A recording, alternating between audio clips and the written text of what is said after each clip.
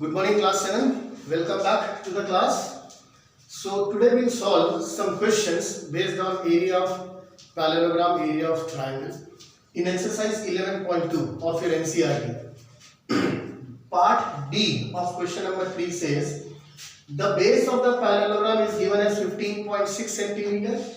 Area of parallelogram is given as, okay, this is 5.6 centimeters. Area of parallelogram is given as 16.38 centimeters. We have to find the height of the parallelogram. Okay. Now we know that area of parallelogram, base into height equal to area. What is the base given to us? 5.6 centimeters. Into height we don't know. Area is given as 16.38 centimeters square. So height equal to 16.38. अब ये multiplication का 5.6 equal to के दूसरी तरफ जाएगा तो division में 5.6. Now there are two places of decimal. Here there is one place of decimal. तो क्या करोगे आप? ऊपर नीचे multiply by 100. 1638 divided by 560. Okay, divide कर लेते हैं. सबसे पहले किससे? 2 से कैंसिल करेंगे. 280 819. अब देखो क्या हम इसमें कहीं कुछ डिवाइड कर सकते हैं? नहीं होगा. So height h is equal to, ये 0 से डेसिमल लगा दो, 81.9 upon 28 centimetre. So this will give you the height of the parallelogram. Which parallelogram? जिसका बेस 5.6 सेंटीमीटर है, एरिया 16.38 सेंटीमीटर स्क्वायर है. डिजिट्स चेंज हो सकते हैं, कोई इश्यू नहीं है. उसी के अकॉर्डिंग आपके पास h की वैल्यू आएगी. हो सकता है आपके टेक्स्ट बुक में बेस कुछ और दे रखा हो. Don't worry about that. Method आपको यही अडॉप्ट करना है. Okay, coming to the next question. Question 4 of exercise 11.2. Fourth question में एक पार्ट है जिसमें हाइट दे रखी है 31.4 millimetre. Area of triangle given है 1256 millimeter square. You have to find the base. So we know that half into base into height equal to area of the triangle. So half into base, base नहीं दे रखा है, b. Height कितना दे रखा है? 31.4 millimeters. This is equal to area 1256. Now we need base, right? So base equal to क्या है? 1256. Division का 2 equal to के दूसरी तरफ आएगा तो मल्टीप्लीकेशन में. मल्टीप्लीकेशन का 31.4 दूसरी तरफ जाएगा तो डिनोमिनेटर में 31.4. डेसिमल क्या के एक प्लेस है. अगर मैं इस डेसिमल को हटाना चाहता तो ऊपर नीचे 10 से मल्टीप्लाई करेंगे. So this becomes 1256 into 20 upon 314. ठीक है. अब डिवाइड कर लो. 1256 में 314 को अगर आप डिवाइड कर, या फिर इसको पहले सिंपल कर लो कैंसिल आउट करके, जो भी आप कैंसिल कर सकते हो. 2 goes 10 times, 2 1 times, 2 5 times, 2 7 times. Okay, तो हमारे पास 12560 अपॉन 157. ओके, अब डिवाइड करना है तो देखो 157 इंटू 8 1256 होता है. So this goes 1 time and this goes 8 times here और आगे 0. कितना आ गया? 80. So height base b is equal to 80 millimeter. Unit is millimeter. Got it? Okay, coming to next question. Question को समझो. PQRS is a parallelogram. इसका base SR आपको given है 12 सेंटीमीटर. वर्टेक्स Q से परपेंडिकुलर QM ये आपको दे रखा है 7.6 सेंटीमीटर. इससे हमारे पास पैरेललोग्राम का एरिया आ जाएगा. ओके, नेक्स्ट पार्ट क्या होता है, आगे क्या करना है? पहले तो पैरेललोग्राम का एरिया निकालना है. पैरेललोग्राम का एरिया वही रहेगा, आप चाहे बेस कोई भी साइड को ले लो. अब क्वेश्चन बोलता है कि अगर हम PS को बेस मानते हैं, और क्यू एन को हाइट मानते हैं, तो आपको क्यू एन हाइट फाइंड करनी है। तो सबसे पहले तो हम एस आर को बेस मान के और क्यू एम को हाइट मान के एरिया ऑफ पैरेललोग्राम फाइंड करते हैं। Area equal to area of parallelogram base into height. What is the base? Base हम मान रहे हैं एस आर इनटू हाइट हम किसको मान रहे हैं? Q M. एस आर कितना है? 12 इंटू क्यू एम कितना है? 7.6। मल्टीप्लाई करते हैं,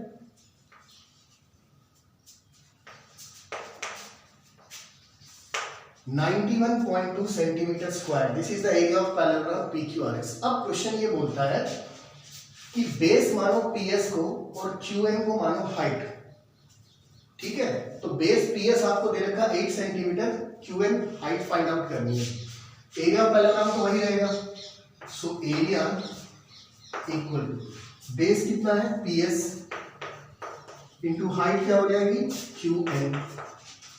तो एरिया हमारे पास है 91.2 equal to PS 8 centimetre given है, QN अपने को फाइंड आउट करना है। ओके, तो 91.2 this 8 comes in the denominator equal to QN। 8 इसमें डिवाइड होता है क्या? 8 इसमें डिवाइड होता है? चलो डिवाइड कर लेते हैं। 91.2 डिवाइडेड बाई 8, 8 goes 1 टाइम 8, कितना बचा? 1, 11, 8 1 जार 8, 3। अब डेसिमल के आगे से 2 लाओगे तो पॉइंट यहाँ पे 8 4 जार 32, कितना आया? तो QN is equal to 11.4 centimeters. I hope you understood. Okay, so ये क्वेश्चंस थे पैरेललोग्राम और ट्रायंगल से रिलेटेड। अब हम सॉल्व करेंगे क्वेश्चंस जो सर्कल के एरिया से रिलेटेड। चिल्ड्रन, तो सर्कल्स के questions, exercise 11.3। Question number 3, find the radius and area of the circle whose circumference is 154 meters। तो circumference of a circle क्या होता है? 2 pi r, 2 pi r equal to circumference capital C। तो 2 into what is pi? 22/7 into r is equal to circumference given है 154 centimetre, sorry 154 metres. now हमें चाहिए r is equal to 154। ये 7 ऊपर आ जाएगा मल्टीप्लीकेशन में, 2 इंटू 22 डिनोमिनेटर में आ जाएगा, 2 इंटू 22। ओके, अब डिवाइड कर लेते हैं। 22 goes 1 time, 22 goes 7 times in 154। बचा क्या हमारे पास? 49/2।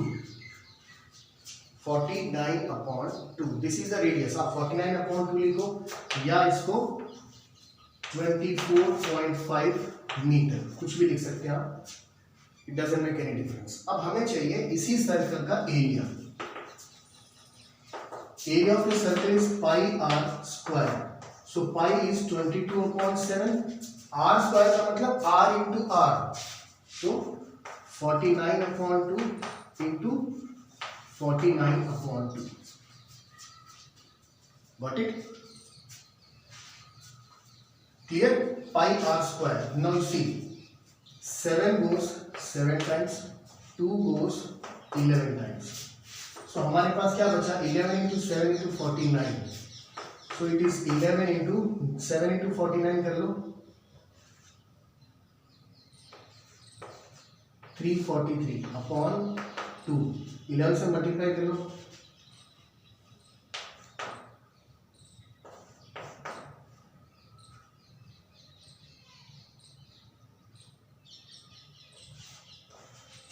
तो दिस इज, डिवाइड कर लो 2 से,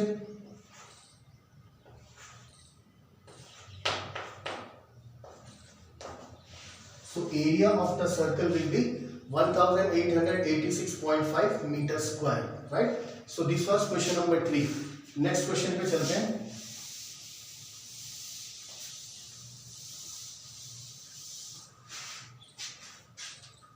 From a circular sheet of radius 4 centimeter, a circle of radius 3 centimeter is cut out. You have to find the area of remaining portion. एक circular sheet है जिसका radius दे रखा है 4 सेंटीमीटर। ये centre O, ये point A, radius 4 centimetre. इसमें से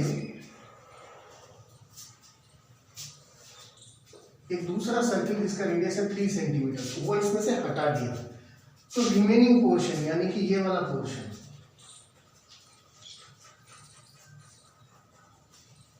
इस पोर्शन का एरिया निकालना है। तो बहुत सिंपल है, required area equal to outer circle, area of outer circle minus area of inner circle. ठीक है जी।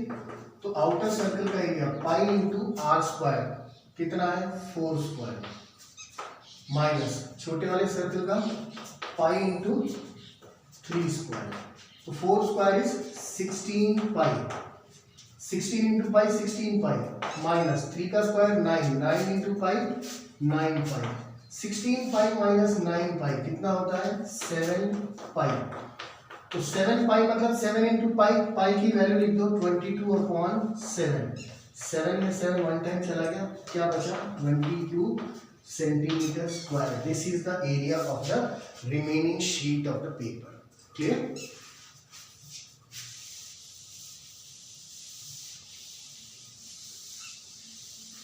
Okay children, now coming to next question.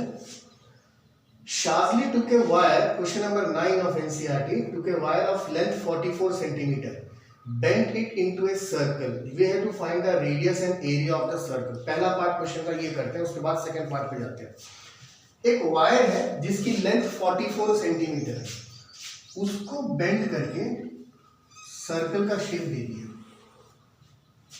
तो जो वायर की टोटल लेंथ थी वो क्या बना, सर्कल का सर्कमफेरेंस बन गया। सो आपके पास सर्कल का सर्कमफेरेंस है, सर्कमफेरेंस क्या होता है 2 pi r, right. So length of the wire is equal to circumference of the circle, circumference is equal to 44 centimetre. आप प्रैक्टिकली कर सकते हो, कोई भी एक वायर ले लो किसी भी लेंथ की, उसको जब मोड़ के सर्कल बनाओगे तो जो वायर की टोटल लेंथ होती है वो आपके सर्कल का सर्कमफेरेंस बन जाता है। तो टोटल लेंथ वायर की 44 सेंटीमीटर है, तो ये हमारे सर्कल का सर्कमफेरेंस। तो circumference is 2 into pi into r, pi is 22/7 into r, radius हमें नहीं पता, इक्वल टू 44, हमें चाहिए आर 44, ये 7 ऊपर आ जाएगा अपॉन 2 इंटू 22 नीचे आ जाएगा डिवीजन में, 2 इंटू 22 इज 44, 44 में 44 कैंसिल, क्या बचा 7 सेंटीमीटर। ओके, अब हमारे सर्कल का एरिया, एरिया होता है pi are square, 22/7 into are square, R कितना है 7, 7 स्क्वायर मतलब 7 इंटू 7, 7 से 7 कैंसिल, 22 इंटू 7 कितना आ गया 154 सेंटीमीटर स्क्वायर।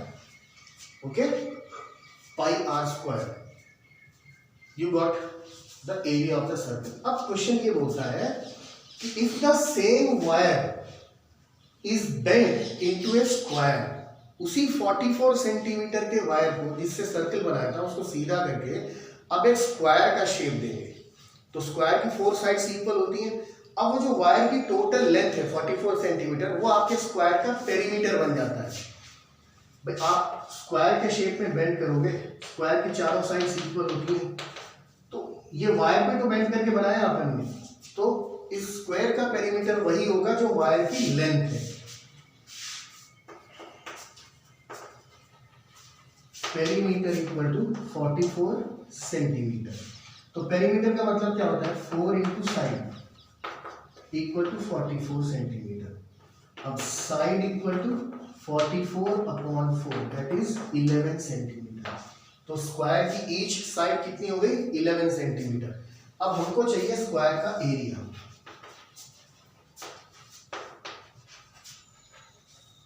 एरिया क्या होता है side into side 11 into 11 that is 121 centimetre square.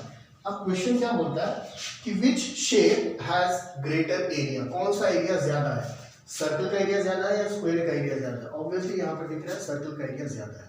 Okay children, so exercise 11.2 and exercise 11.3 NCERT आपको क्वेश्चन सॉल्व करने जो नहीं आते हो डाउट्स पूछने।